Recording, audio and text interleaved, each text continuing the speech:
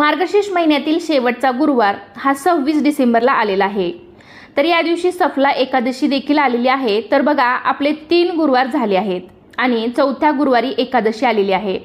म्हणूनच सर्वांना हा प्रश्न पडलेला आहे की एकादशी आली आहे तर या दिवशी आपण उपवास सोडावा का, देवीला नैवेद्य दाखवावा का।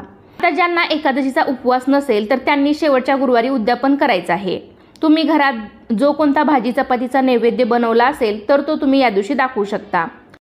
तसेच या दिवशी तुम्ही चुकूनही तांदळाचे कोणतेही पदार्थ खाऊ नयेत असं म्हटलं जातं। म्हणजेच ज्यांचा उपवास असेल त्यांनी तर खाऊच नयेत, पण ज्यांचा उपवास नसेल तर त्यांनी सुद्धा या दिवशी तांदळाचे पदार्थ किंवा जेवणामध्ये आपण भात बनवतो तर तांदळाचा कोणताही पदार्थ या दिवशी खाऊ नये। म्हणजे एकादशीला भात खाणे वर्ज्य मानलं जातं। त्यामुळे तुम्ही चुकूनही कुठल्याही एकादशीच्या दिवशी भात खाऊ नका। कुठलेही